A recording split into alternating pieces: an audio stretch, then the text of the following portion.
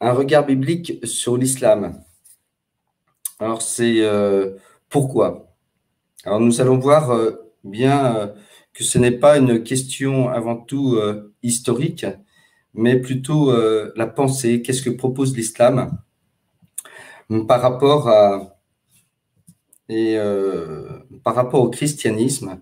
Pourquoi? Parce que l'islam se situe, effectivement, nous allons le voir, en contradiction avec le christianisme. Et donc, les chrétiens, on le voit souvent dans la rue à travers deux objections principales, c'est Dieu ne peut pas avoir de fils et Jésus n'a pas été crucifié, et puis aussi les évangiles ont été falsifiés. Mais on va s'arrêter sur ces deux points. Dieu ne peut pas avoir de fils et Jésus n'a pas été crucifié. Et en effet, il est étonnant de voir que, en fin de compte, l'islam se situe comme une doctrine en opposition et n'est pas une doctrine à part entière. Mais pourquoi, en fin de compte, on peut dire une telle agressivité? Parce que c'est quand même très agressif. On vient directement, d'une manière très frontale, en fin de compte, démonter la foi du chrétien.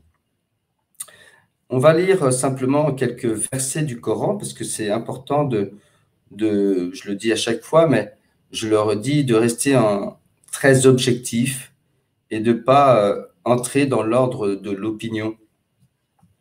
Et effectivement, c'est le meilleur moyen pour ne pas se tromper. On va prendre donc les versets du Coran qui nous montrent effectivement qu'il y a déjà à la base dans le Coran, et c'est comme un fil conducteur, eh bien, le fait que Dieu n'ait pas de fils et que Jésus n'a pas été crucifié. On vient enlever en fin de compte la filiation et on vient enlever aussi par le deuxième point, Jésus n'est pas crucifié, le salut qui nous est donné. Voilà, donc, le chemin de ceux que tu as comblés de faveur, non pas de ceux qui ont encouru ta colère, ni des égarés. Alors ça, c'est la Fatiha, c'est la première sourate, et donc, vous l'avez au verset 7, mais voilà, nous sommes égarés. Voilà. Ça commence déjà comme ça, vous voyez la prière, la Fatiha, qui est quand même la prière de référence qu'on répète sans cesse. Eh bien, la colère, c'est par rapport aux Juifs, et les égarés, c'est par rapport aux chrétiens. Voilà, donc on ne s'adresse pas à Dieu avant tout pour se sanctifier, mais on vient tout de suite dans la contradiction. Et puis, vous avez aussi la sourate 5, verset 77, « Allah est le Messie, fils de Marie ». Donc, ça, c'est pour dire que plusieurs fois, eh bien, c'est ce que disent les chrétiens et que c'est, en fin de compte, cela qui les égare, le fait de dire que Allah est le Messie, fils de Marie. Alors que, effectivement, nous ne disons pas ça puisque pour nous, Dieu est Trinité. Mais ça sera dit quand même plus loin. Voilà. Certes, alors c'est Sourate 5, verset 17. Certes, sont mécréants ceux qui disent Allah, c'est le Messie, fils de Marie. Voilà. Mécréants, bien comprendre qu'en fin de compte, pour l'islam, eh bien, on n'est pas croyant à partir du moment où on n'adhère pas à l'islam. Donc, on est des non-croyants. Nous sommes des mécréants. C'est important parce que parfois, on peut penser dans un certain dialogue qu'on parle entre croyants. Ce qui peut être vrai pour nous, parce qu'on les considère, hein, les personnes musulmanes, on les considère comme des personnes quand même qui font de Dieu une personne, la personne essentielle. Et on ne se permet pas de dire qu'en fin de compte, ils ne sont pas des non-croyants. Mais eux, ils le disent, effectivement. Et puis, ça, au 72, verset 72 de la sourate 5, « En vérité, Allah, c'est le Messie, fils de Marie. Ce sont certes des mécréants ceux qui disent cela. Alors que le Messie a dit, « Ô enfants d'Israël, adorez Allah, mon Seigneur et votre Seigneur, quiconque associe à Allah d'autres divinités, Allah lui interdit le paradis et son refuge sera le feu. Et pour les injustes, pas de secoureur. Vous voyez, donc en plus, il y a la menace, et puis bon, ben, on comprend tout de suite que ceux qui associent à Dieu une autre divinité, hein, mais bien comprendre que le chrétien n'associe rien, puisque Jésus n'est pas une divinité. Pour le chrétien, il est pleinement Dieu. Voilà, encore une chose, là, nous, on ne se permettrait pas de dire que tous les musulmans, évidemment, vont en enfer. On dira plutôt qu'il faut passer par le Christ pour aller au paradis, ce qui est très différent. 73, on continue à la sourate 5, verset 73. Ce sont certes des mécréants ceux qui disent en vérité Allah est le troisième de trois, or qu'il n'y a de divinité qu'une divinité unique. Et s'ils ne cessent de le dire, certes, un châtiment douloureux touchera les mécréants d'entre eux. Et puis, vous avez aussi une accusation, alors là, évidemment, directement par rapport à la Trinité, sachant qu'en fin de compte, c'est une accusation, oui, mais sur une fausse Trinité. Voilà. Donc là, c'est au verset 116, toujours la même sourate 5. « Ô Jésus, fils de Marie, rappelle-leur le moment où Allah dira « Ô Jésus, fils de Marie, est-ce toi qui as dit aux gens, prenez-moi ainsi que ma mère pour deux divinités en dehors d'Allah. Il dira, gloire et pureté à toi. Il ne m'appartient pas de déclarer ce que je n'ai pas le droit de dire. Si je l'avais dit, tu l'aurais su, certes.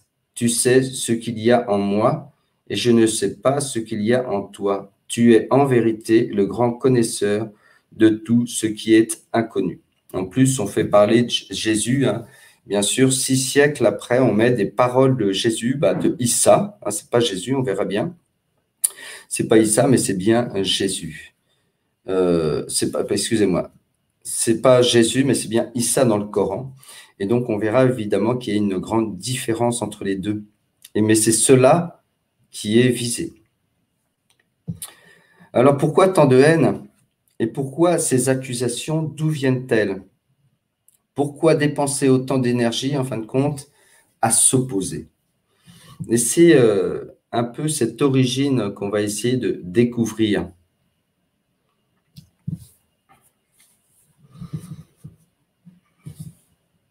Alors déjà, ce qui est intéressant, justement, on va avoir un regard biblique et on va voir que déjà, dans les évangiles, il y a cette opposition envers Jésus.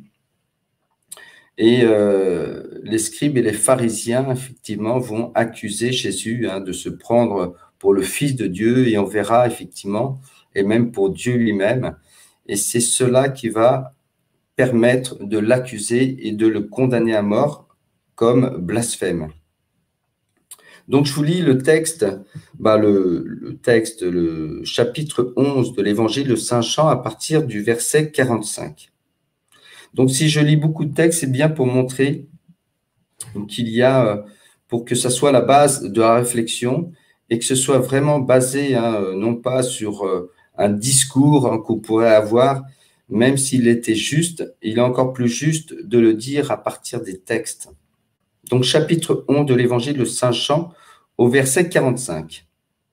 Beaucoup de Juifs qui étaient venus auprès de Marie et avaient donc vu ce que Jésus avait fait, crurent en lui.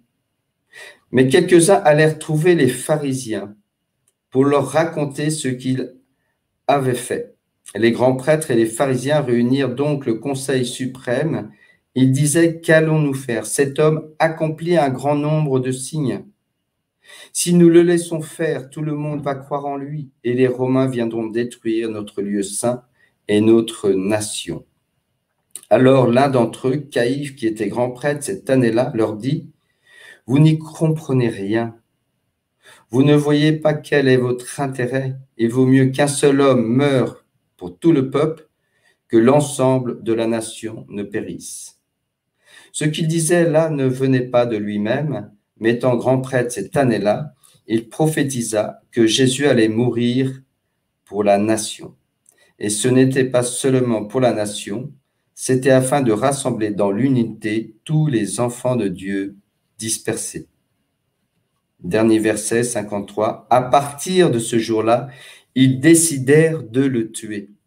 Bien comprendre que chapitre 11 de Saint Jean, c'est la résurrection de Lazare.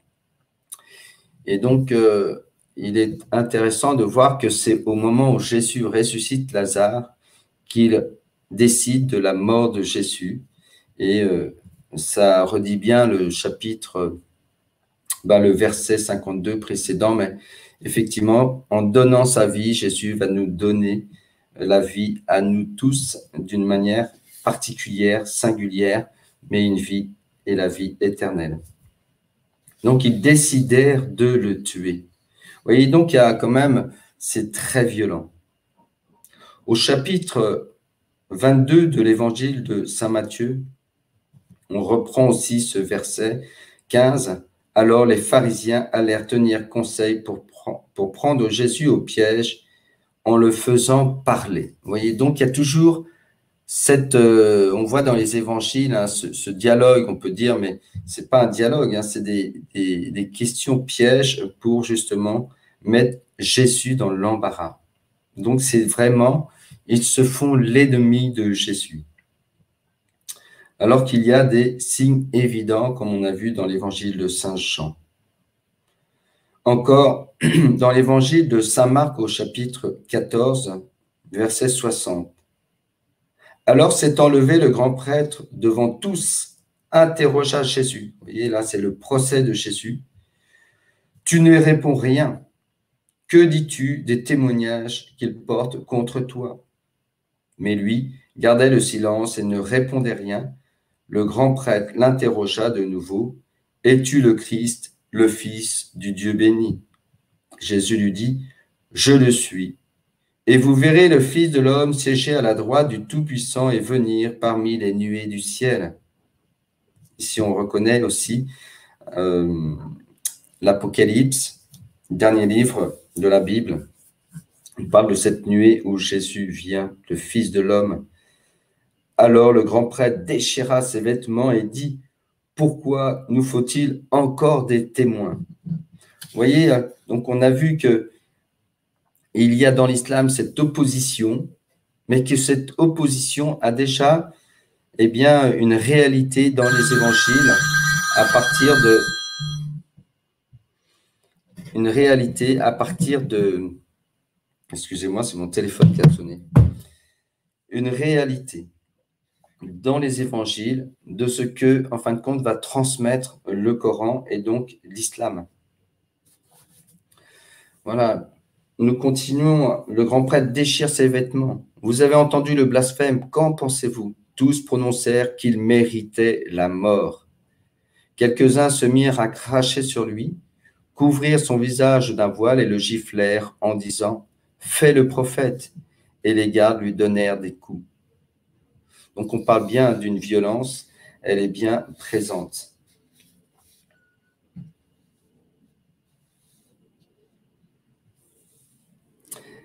Dans l'évangile, le dernier passage, voilà, on va reprendre l'évangile de Saint Jean, chapitre 10, au verset 30. Voilà, Jésus dit simplement, le Père et moi, nous sommes un. Donc là, quelque part, Jésus se met au même niveau du Père et donc proclame sa divinité. De nouveau, des Juifs prirent des pierres pour le lapider. Celui-ci reprit la parole. J'ai multiplié sous vos yeux les œuvres bonnes qui viennent du Père. Pour lesquelles de ces œuvres voulez-vous me lapider? Ils leur répondirent, ce n'est pas pour une œuvre bonne que nous voulons te lapider, mais c'est pour un blasphème. Tu n'es qu'un homme et tu te fais Dieu. Alors là, on est au cœur. Et c'est bien pour cela que Jésus, effectivement, va être crucifié.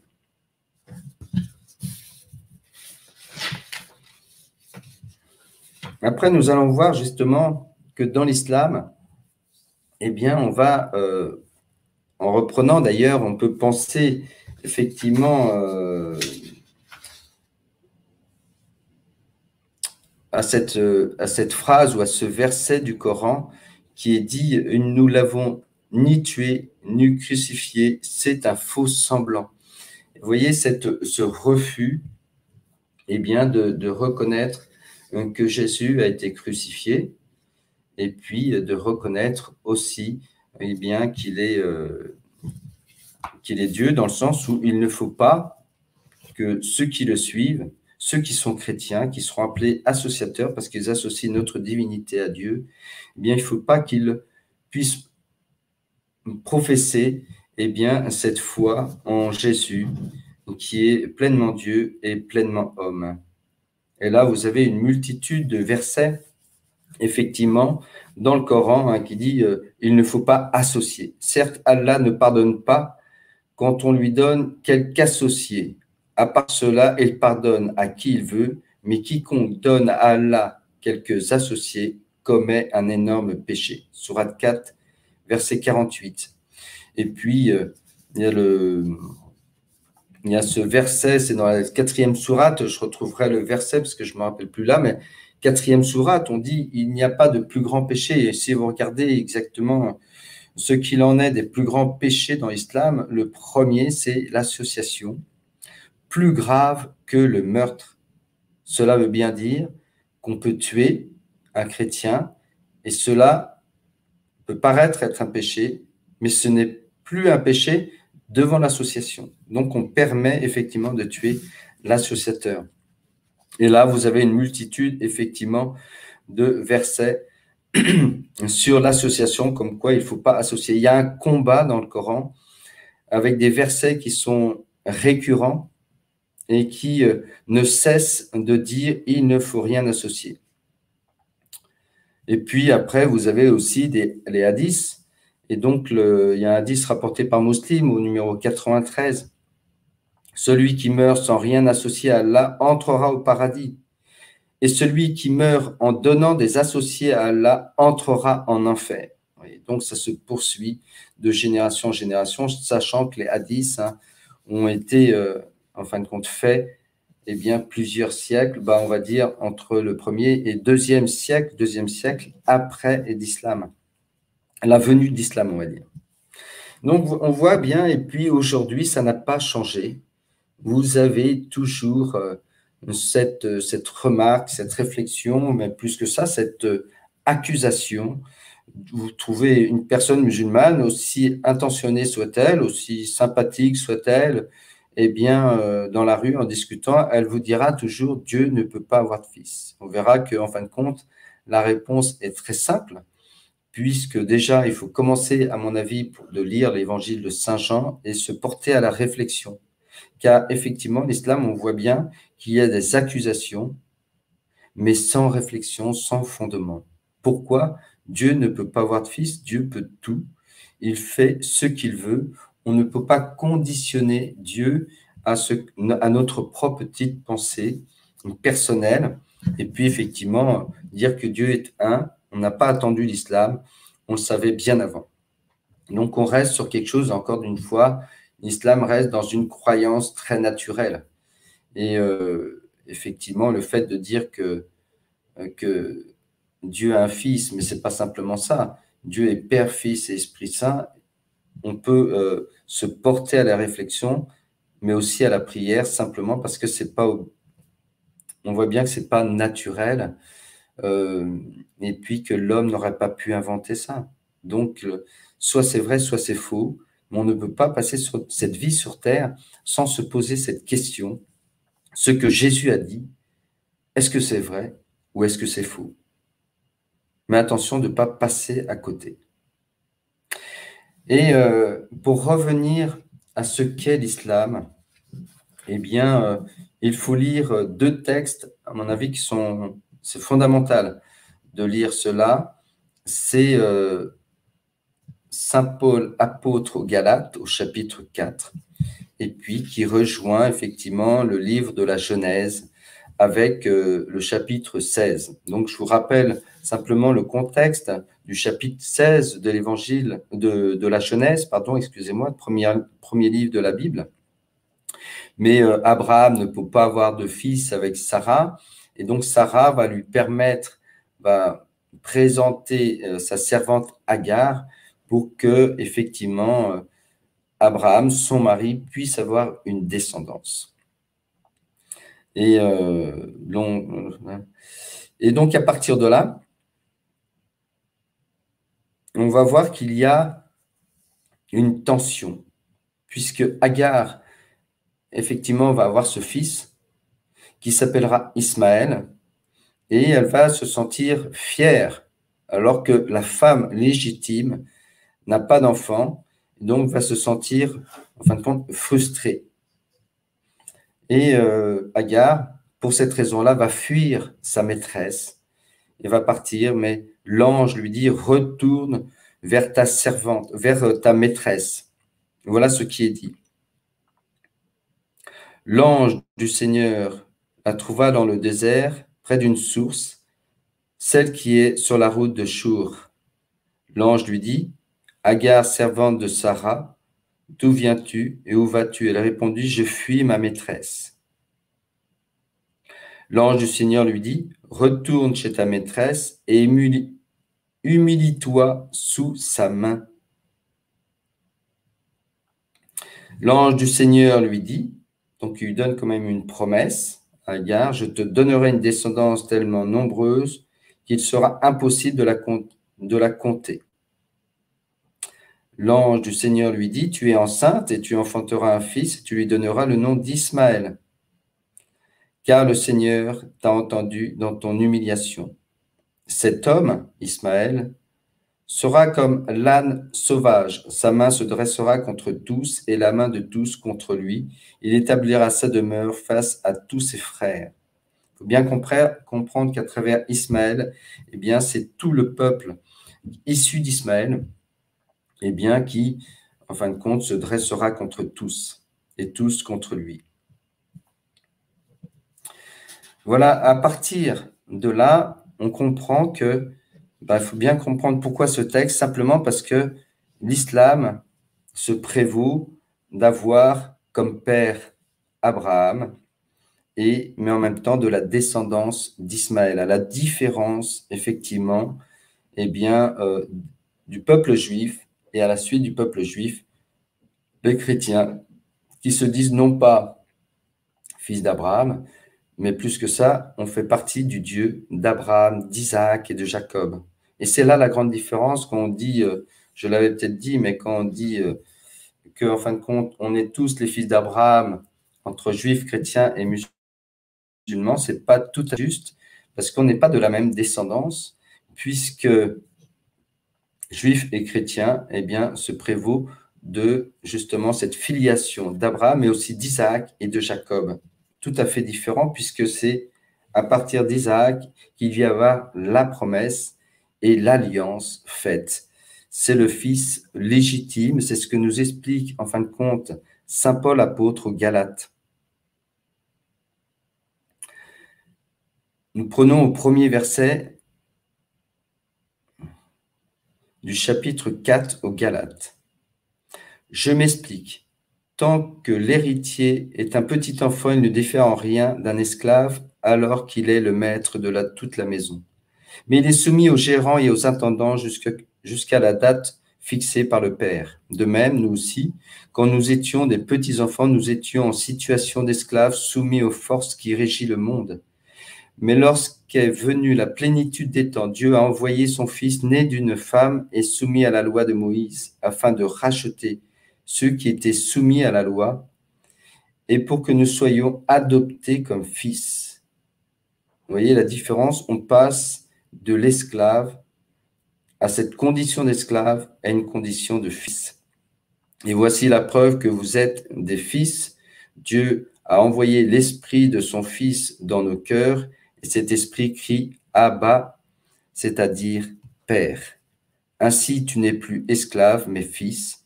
Et puisque tu es fils, tu es aussi héritier. C'est l'œuvre de Dieu. Ici, nous comprenons que, en fin de compte, nous sommes pas simplement, voilà, fils, mais le fils a des conséquences. On devient héritier. Et on voit plus loin, héritier de quoi? Du royaume des cieux, évidemment. Et là, je ne vais pas reprendre l'histoire, mais effectivement, Saint Paul va reprendre le passage de la Genèse au chapitre 16 pour bien montrer qu'il y a le fils de la servante qui est esclave et le fils de la femme libre, ou plutôt de la femme légitime, et qui enfante le fils de la promesse, le fils de l'alliance, et c'est de là que nous sommes issus. Et donc on voit la différence, et donc s'il y en a un qui est esclave et l'autre qui est le fils légitime, eh bien l'esclave doit obéir d'une manière ou d'une autre, eh bien au fils légitime. Et nous comprenons que à partir de là, l'islam vient reprendre, on revient sur les accusations. Dieu n'a pas de fils.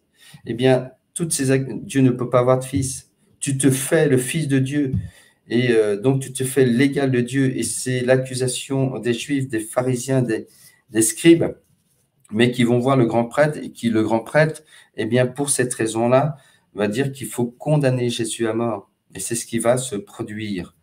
Eh bien, cette situation continue d'exister 14 siècles après. L'islam, en effet, vient pour, quelque part, condamner le christianisme, le crucifier d'une certaine manière.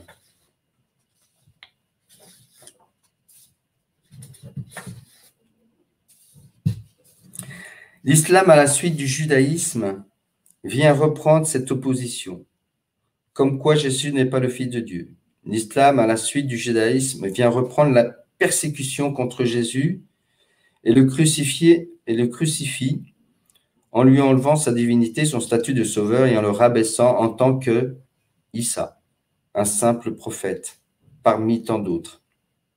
Même si on va voir que Jésus est le Messie dans le Coran, mais c'est pas ça qui va en fin de compte être retenu par les personnes musulmanes. Souvent quand elles vous parlent, elles ignorent souvent ce terme de Messie et elles n'en font pas beaucoup cas. L'islam continue de cette persécution contre Jésus en persécutant les chrétiens dans le monde entier afin d'obéir aux versets du Coran qui demandent d'aller jusqu'à tuer les associateurs. On va prendre quelques versets, mais c'est bien concret. Il y a justement un combat qui n'est pas un combat spirituel, mais qui pourrait être un combat dans une confrontation, un dialogue. Non, on va jusqu'à prendre les armes pour tuer ceux qui professent que Jésus est le Fils de Dieu. Mais l'islam, par le Coran, n'invente rien. Il ne fait que répéter et se met au service, et même on peut dire aux ordres du judaïsme qui refuse Jésus, Fils de Dieu et Sauveur jusqu'à aujourd'hui. L'association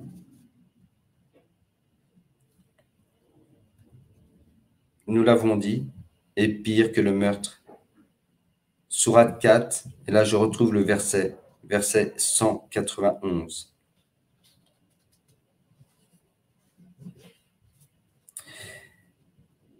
Et au nom de Dieu, l'islam, eh bien, fait la guerre à ce peuple de fils de Dieu, ce peuple qui dit que Jésus est le Fils de Dieu. Alors nous le sommes, nous aussi, par participation à la filiation divine.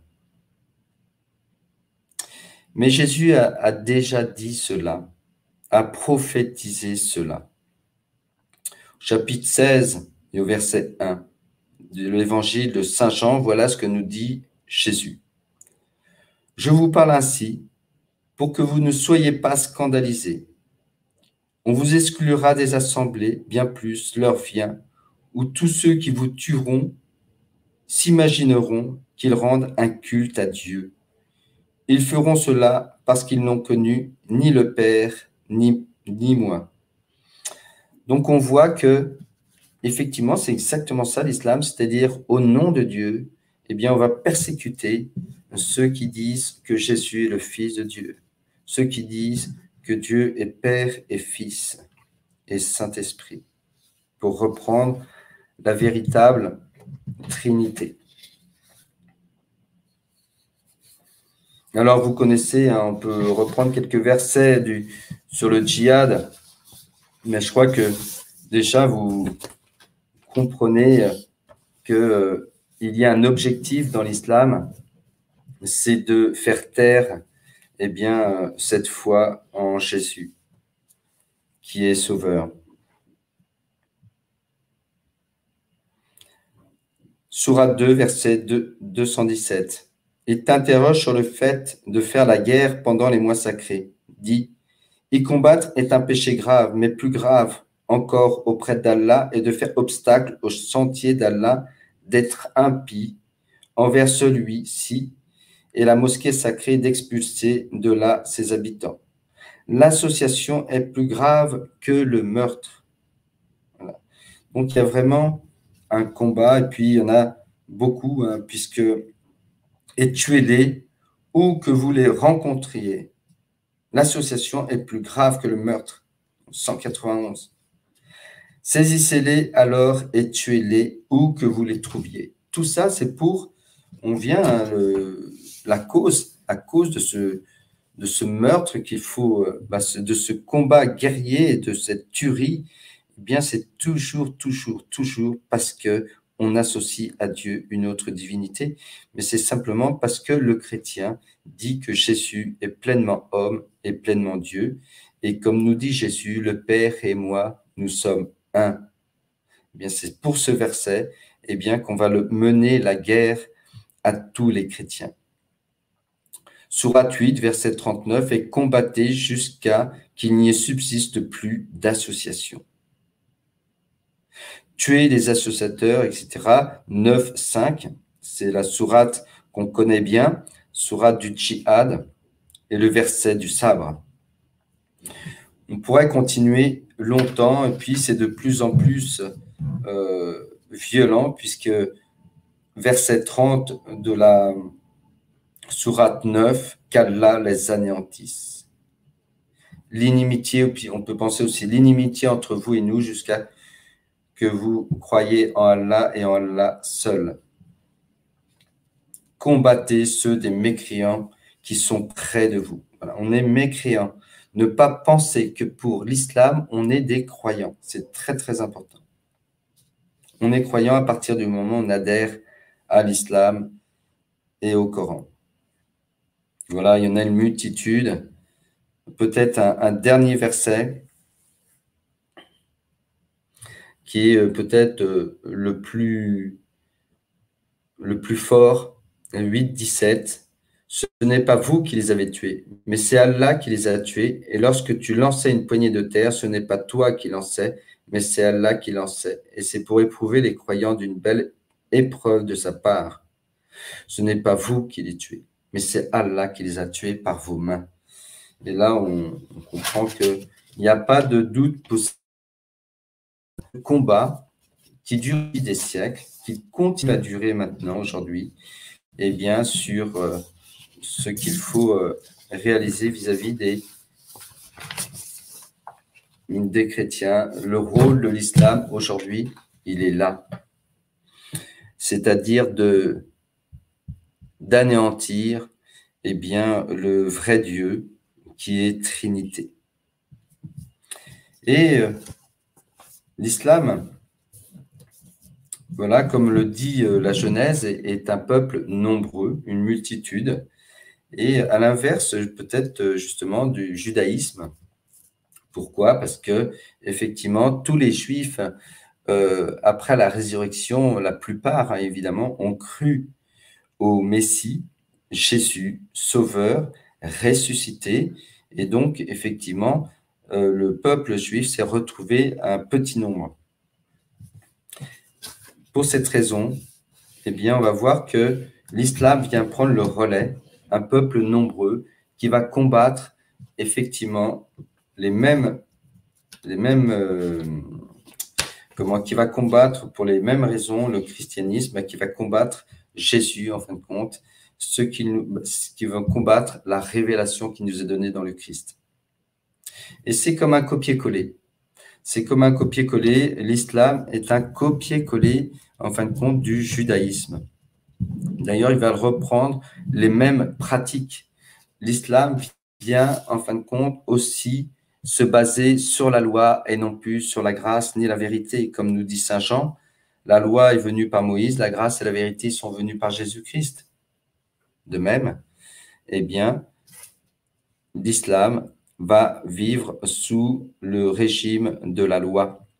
Et on ne l'a pas vu, mais si on lit Saint Paul dit simplement que la loi, c'est la mort, puisqu'on est dans la pratique humaine, mais on n'est plus dans l'esprit, contrairement à la foi chrétienne, où il y a la grâce qui nous est donnée évidemment par la vie du Christ, incarné, mort et ressuscité. Voyons un petit peu les similitudes maintenant entre judaïsme et islam. Voyons ce copier-coller à travers quelques réflexions. On voit que le sacrifice annuel de la Pâque avec l'agneau, qui a été aboli à partir du moment où le temple a été détruit, eh bien l'islam vient reprendre cela avec le grand l'Aïd, le sacrifice du mouton. Le kasher devient le halal. La purification devient les ablutions dans la prière. Le schéma Israël devient la shahada. Les 5 prières du Yom Kippour deviennent les 5 prières quotidiennes dans l'islam. Le pèlerinage annuel au temple pour la Pâque devient le Hajj. La circoncision demeure.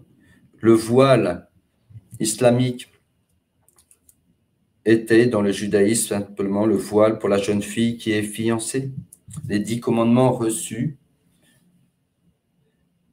c'est-à-dire qui viennent du ciel, les paroles de Yahvé, eh bien, en fin de compte, on peut faire un parallèle avec le Coran où les paroles viennent aussi d'Allah directement.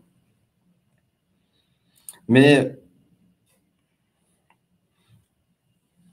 donc l'islam est une opposition à la suite du judaïsme, une opposition au christianisme. L'islam n'apporte rien de nouveau, mais juste une suite d'accusations proférées par les docteurs de la loi, qui condamnent le Christ. Ils reprennent les mêmes éléments, donc opposition frontale à la foi au credo. Il y a toute la doctrine chrétienne, Jésus n'est plus fils de Dieu, Dieu n'a pas de fils, la crucifixion, un Messie crucifié, scandale pour les Juifs et folie pour les nations païennes. On revoit justement ce verset qui, en fin de compte, nous montre que Jésus ne peut pas être, le Messie ne peut pas être crucifié. En une seule phrase très courte, la Trinité est combattue. En Niant et le Père et le Fils. Donc l'image de Dieu par l'islam est déformée. Dieu n'est plus Père, mais devient Allah le Tout-Puissant, un maître omnipotent, omniscient, suprémaciste et anti-associateur, mais aussi contre le judaïsme, nous le verrons. Dieu n'est plus sauveur. Je me répète beaucoup, mais je crois que c'est que ça. L'islam n'est que là, un combat contre la Sainte Trinité. Dieu n'agit plus par la grâce en l'Esprit Saint, mais tout est loi. Vous voyez, donc la Trinité jusqu'au bout. L'Esprit Saint n'est plus là. La grâce n'est pas là. Et pourtant, l'islam est un paganisme et vient, en fin de compte, remplacer la Sainte Trinité par une autre Trinité, une fausse Trinité, qui est Allah, le Coran qui est incontestable et divinisé puisqu'il descend du ciel, et le messager qui, en fin de compte, eh bien, peut tout se permettre, qui obéit à Allah et à son messager, est sûr, celui qui obéit à son messager est sûr d'obéir à Allah.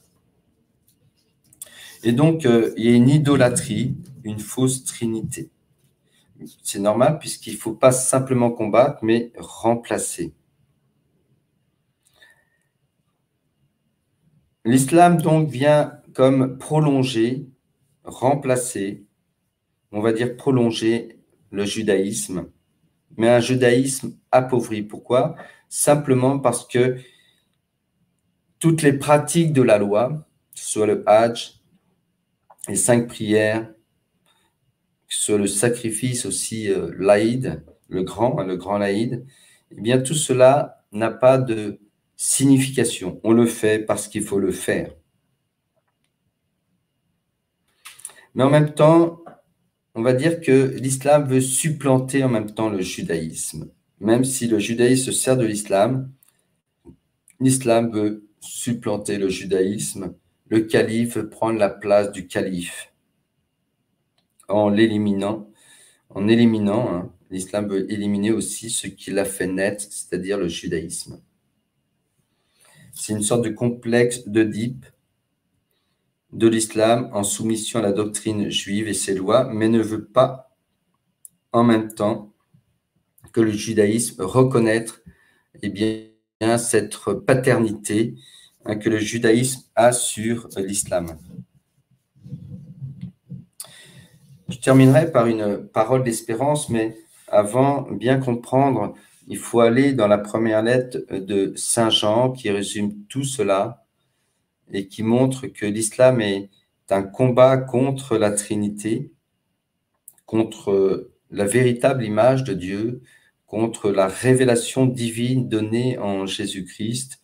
Eh bien, il faut simplement regarder, lire ce que nous dit Saint Jean dans sa première lettre au verset à peu près 22.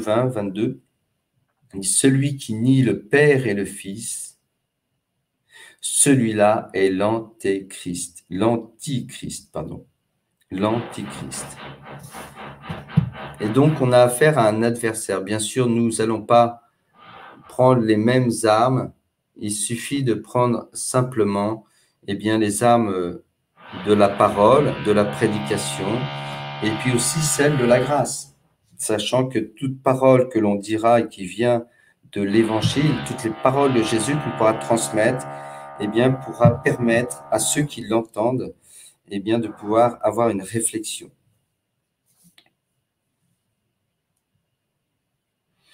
Évidemment, il y a une parole d'espérance, c'est-à-dire, comme dit saint Augustin, la vérité s'impose par elle-même. De plus en plus, on peut se rendre compte que le djihad armé, pour imposer une vérité, celle de l'islam, ne tiendra pas longtemps, surtout à notre époque.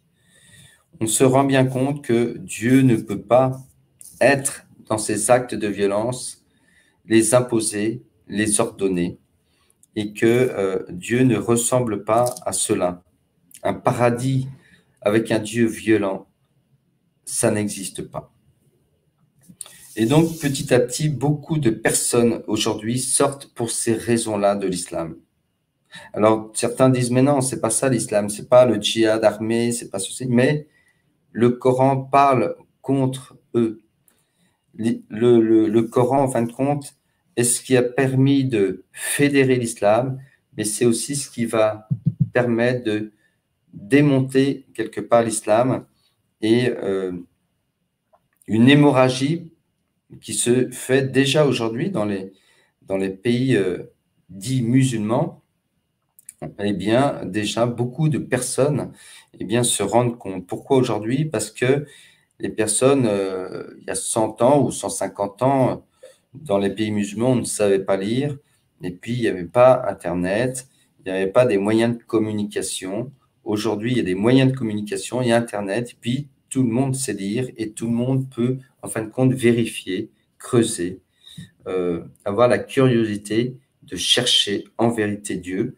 Bien sûr, c'est par la grâce, mais aussi il y a des moyens humains qui nous permettent de discerner avec notre intelligence eh bien, ce qu'est le vrai visage de l'islam. Et donc là, on se rend compte que le vrai visage de l'islam est avant tout ce fil rouge qui le conduit, le djihad, pour combattre la Sainte Trinité.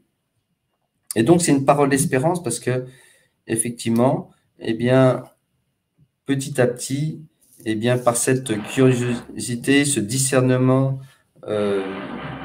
intellectuel, ce qui fait par la raison, la foi et raison ne s'opposent pas, mais au contraire, foi et raison, eh bien,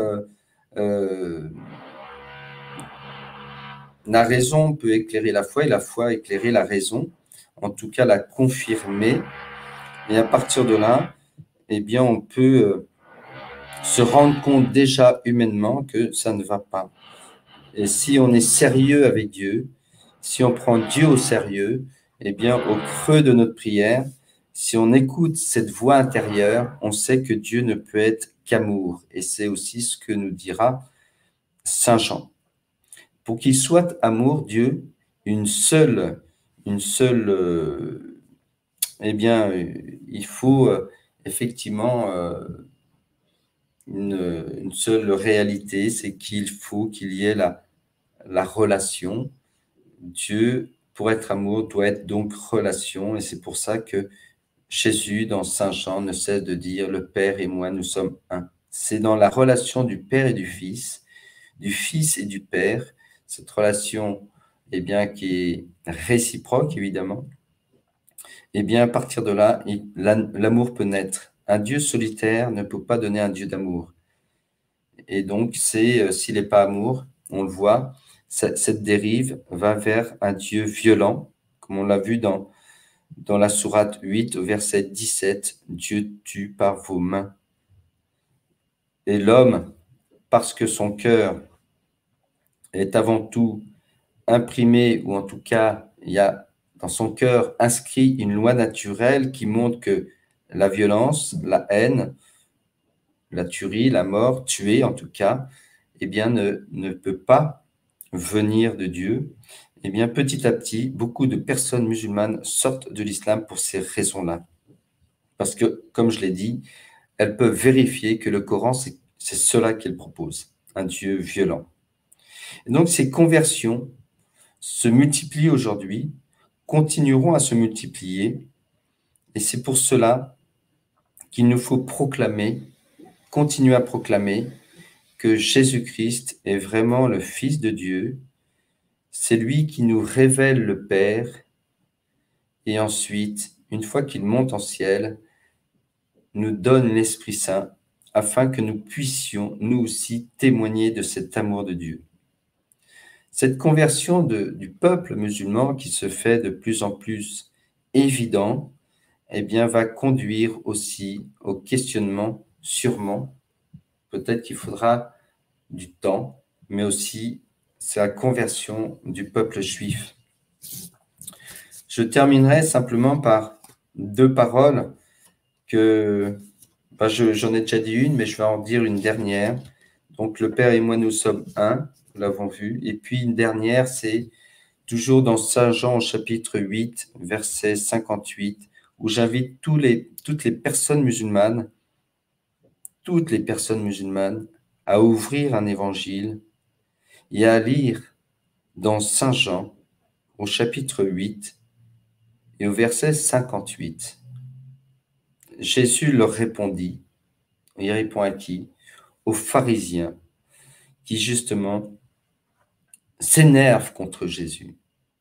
Et Jésus là va mettre comme un sceau, il va mettre comme en évidence, et afin que nous ne soyons plus dans le doute de ce qu'il est réellement, il dira simplement « Amen, Amen, je vous le dis, avant qu'Abraham fût, moi je suis ». Alors Jésus, il a 33 ans, il y a 2000 ans, il avait 33 ans devant ces pharisiens, et entre lui et Abraham, il y a 1850 ans. Donc j'invite, quand il dit ça, ça veut dire qu'il est depuis toute éternité. J'invite toute personne musulmane à méditer ce verset et à essayer de demander à Dieu simplement, eh bien, si cette parole est vraie, si cette parole de Jésus est vraie. Dans leur prière tous les jours, sans cesse, demander jusqu'à qu'ils puissent avoir une réponse par un signe,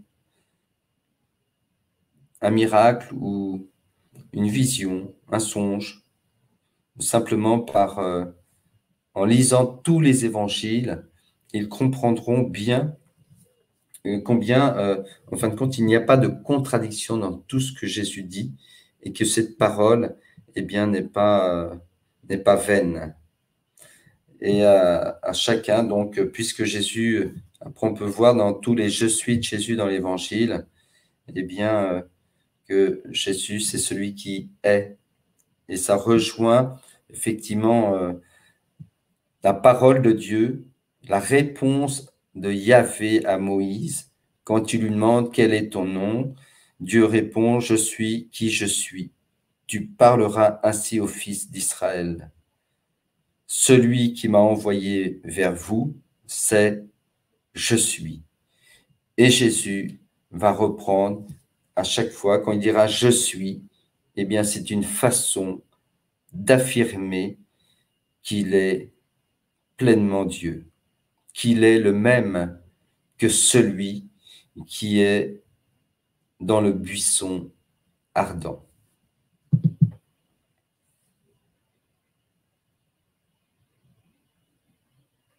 Je vais m'arrêter là.